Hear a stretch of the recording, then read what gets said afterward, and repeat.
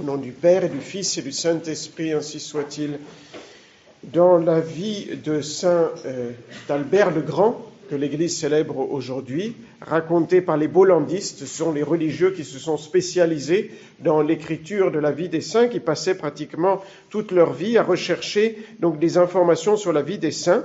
On lit en exergue de sa vie, c'est-à-dire dans le texte de présentation, cette phrase un peu mystérieuse, un peu en tout cas étonnante.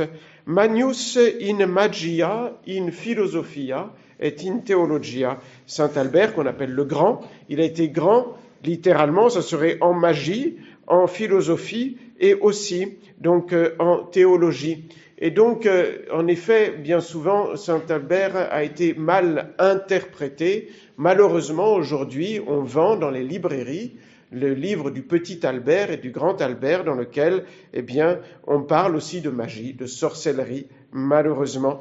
Mais en fait, eh bien, évidemment, il n'a pas fait de magie. Donc, cette phrase signifie, donc, en latin, la magie, autrefois, ça signifiait, en latin, la magia, eh bien, qu'il était grand dans les sciences naturelles. Il a beaucoup étudié les sciences naturelles, et dans la philosophie et aussi dans la théologie. Et donc, on pourrait dire que Saint Albert le Grand a fait de la magie autant que, par exemple, la sœur qui est professeure de SVT, n'est-ce pas, de sciences de la vie et de la terre, quand elle fait des expériences donc de sciences naturelles avec vous, eh bien, donc c'est un peu la même chose, c'est même exactement la même chose. Et donc, Saint Albert, c'était un grand savant. C'est pour ça qu'on l'a appelé Saint Albert le Grand.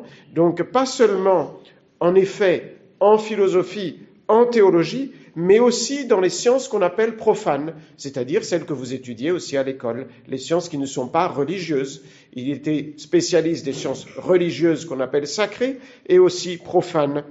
Ce grand génie, Saint Albert, est né en Bavière, sans doute en 1193. Son père était comte, sa famille s'était illustrée à la guerre. Devant lui, tout jeune, s'ouvrait la carrière des armes. Comme ses ancêtres, il pouvait suivre leurs traces et donc il pouvait se charger d'honneur et de gloire. Donc aussi, à la guerre, c'était le temps aussi de la lutte terrible entre l'Orient et l'Occident. Il y avait des guerres interminables, il y avait des guerres parfois injustes, il y avait aussi, c'est vrai, des guerres légitimes et justes comme les croisades. Donc, mais Albert se sentait attiré par l'étude noble des sciences. Et donc, il partit finalement pour l'université de Padoue, donc en Italie. Et là, il a étudié les sciences profanes, justement. À cette époque, surtout, il a commencé par la grammaire, la rhétorique, c'est-à-dire la science de l'éloquence, la musique, la géométrie, l'arithmétique, l'astronomie, mais aussi la logique, qui apprend à raisonner. C'est le début de la philosophie. Et il a beaucoup étudié la nature. Il allait dans la nature, il faisait des expériences et aussi, sans doute, bien que l'histoire ne le dit pas, il a sans doute aussi beaucoup étudié la philosophie. Mais voilà qu'un jour, il s'est trouvé à un croisement de sa vie. Il fallait qu'il choisisse ou les études du droit, donc les sciences justement profanes, et donc il aurait pu gravir les dignités donc de la politique, n'est-ce pas, de cette époque-là, ou alors la science qu'on appelait des autels, c'est-à-dire devenir moine, sans doute prêtre. Et voilà que de nouveau, son âme se sentait attirée par les sciences religieuses. Il y a eu un très grand combat dans son âme, fut une période vraiment de souffrance morale, comme il arrive souvent au début d'une vie, quand un jeune, justement, n'arrive pas à se décider, comme c'était son cas, n'est-ce pas, et donc il ne savait pas quoi faire.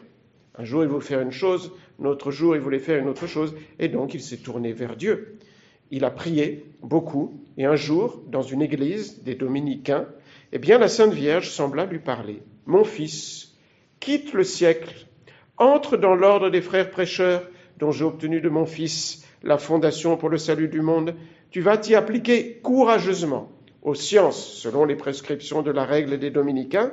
Dieu va te remplir de sagesse, et alors tes livres seront une lumière pour l'Église. Mais, à la fin de ta vie, pour bien te montrer que tout cela est un don de Dieu, tu perdras complètement la mémoire. » Son oncle s'oppose à sa rentrée chez les Dominicains. Finalement, il y a le successeur de Saint Dominique, qui s'appelait le bienheureux Jourdain de Saxe, qui vient prêcher dans la ville où était saint Albert sur les pièges de Satan pour nous détourner du salut éternel. Et là, c'était comme si la prédication avait été faite pour lui. À la fin de la prédication, il va voir le général, ce qu'on appelait le général de l'ordre des Dominicains. Et donc, il lui demande son admission. On aurait pu croire qu'il était déjà âgé. Eh bien, parce qu'il avait fait de longues études. Il n'avait que 20 ans. Vous voyez, à cette époque-là, eh bien, les jeunes, souvent, ne perdaient pas de temps. Il n'aurait été à notre époque, sans aucun doute, ce n'aurait pas été un de ces jeunes, n'est-ce pas, étudiants qui perdent des heures et des heures, donc, à regarder, donc, à faire des jeux vidéo, à regarder, donc, des choses, donc, idiotes sur son portable, n'est-ce pas? Déjà à 20 ans, il avait fait de longues études. Donc, voilà que ce riche étudiant, eh bien, il devient un pauvre moine. Un pauvre moine, mais les joies de l'étude, les joies de la relation avec le bon Dieu sont bien plus grandes que les joies liées au bien de ce monde. Et donc, il est envoyé à Bologne, c'est en Italie, pour continuer ses études. Et là, vraiment, il la baptise comme une magnifique cathédrale de toutes les sciences, vues du point de vue chrétien, et donc évidemment surtout des sciences qu'on appelle sacrées. Il enseigne justement la philosophie, la théologie, mais on le connaît surtout pour une chose, parce qu'il est modeste, il est humble, il est simple, il est toujours exact à ses exercices spirituels, malgré toutes les choses qu'il a à faire. Il fait toutes ses prières, l'office, la messe, l'oraison mentale. On dit qu'il récitait même en plus du chapelet et tout le reste, eh bien les 150 psaumes tous les jours. Et on l'envoie enseigner dans diverses villes, en Allemagne, à Hildesheim, à Fribourg aussi, à Strasbourg. Et en 1238, il y a l'élection du général de l'ordre. Il avait 35 ans. Et dans l'élection, si on peut dire ainsi, il y a des ex-aequo. Il y a lui et donc un autre qui s'appelait le père Hugues de Saint-Cher. Mais ils se battèrent, non pas pour devenir général de l'ordre, mais pour ne pas le devenir. Ils ne voulaient absolument pas devenir ni l'un ni l'autre, donc général de l'ordre. De sorte qu'on fut obligé de refaire une élection et finalement fut élu Saint Raymond de Peñafort. Et Saint Albert, tout content, est allé apporter en Espagne l'élection de celui qui n'était pas là, qui était absent. On avait été obligé d'élire un absent parce que personne ne voulait devenir le général de l'ordre. En tout cas, ces deux hommes. Il a été envoyé en Allemagne, de nouveau à Cologne. Là, il a eu, c'est bien connu comme élève, le grand saint Thomas d'Aquin, qu'on va appeler le docteur angélique. Et c'est bien connu que les élèves se moquaient de lui parce qu'il était muet, il parlait peu, et il était un peu gros, et on se moquait de lui, et on l'appelait le bœuf muet. Et alors Saint Albert a dit cette phrase devant tous les élèves, et il avait compris combien il était intelligent et saint. Ce bœuf muet mugira un jour tellement haut dans le monde entier qu'on l'entendra partout. Il est envoyé ensuite à Paris, et là, il y a tellement de monde qui veulent assister à ces instructions, qu'il n'y a pas et aucune pièce qui est assez grande, de sorte qu'on est obligé de le faire prêcher sur une place qu'on a appelée ensuite la place Maître Albert, et maintenant la place qui s'appelle la place Maubert à Paris. Il est élu provincial finalement de l'ordre en Allemagne, malgré ses essais de refus.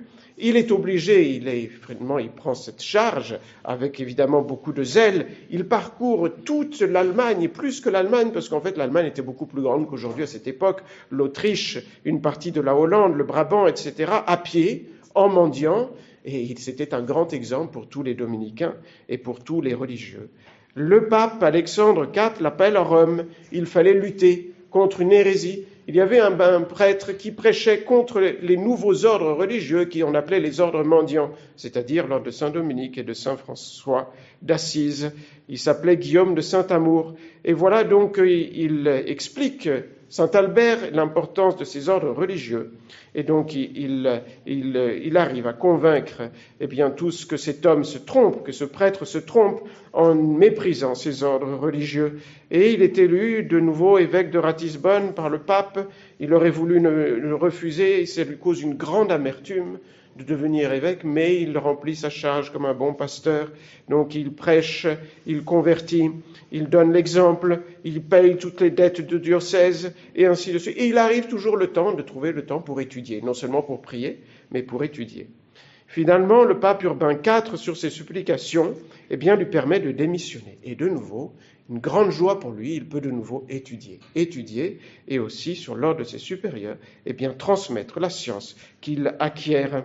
Il prêche cependant la croisade en Allemagne, sur l'ordre du pape, et il est demandé au concile de Lyon. Il est déjà vieux, il a 80 ans, il est fatigué, et voilà qu'en partant pour Lyon, il se met un jour à pleurer. En effet, il a une révélation, saint Thomas d'Aquin est mort. C'était le 7 mars 1274. L'Église a perdu une de ses plus grandes lumières, dit-il. Et donc, après le concile de Lyon, il revient une dernière fois à Cologne, donc en Allemagne. Là, il écrit beaucoup sur la très sainte Vierge Marie. Il avait une grande dévotion envers elle.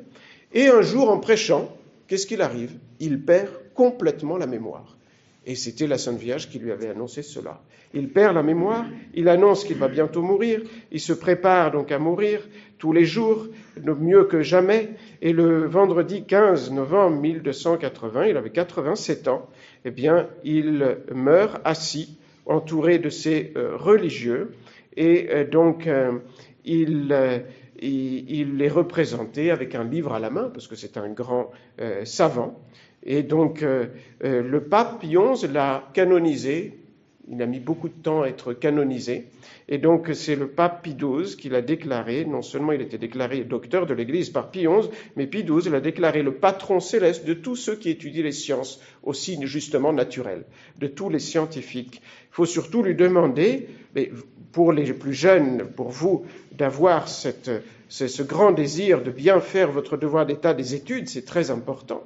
Donc des études même profanes, puisque cela fait partie de votre devoir d'État et cela servira pour toute votre vie, et aussi et surtout évidemment des études religieuses, c'est-à-dire du catéchisme, n'est-ce pas, tout ce qui touche à la foi, et demandons à saint Albert, non seulement sa grande dévotion vers la très sainte Vierge Marie, mais aussi, comme lui, d'être passionné pour imiter donc notre Seigneur Jésus-Christ et mettre en pratique notre foi comme il l'a si bien fait durant sa vie. Au nom du Père et du Fils et du Saint-Esprit, ainsi soit-il.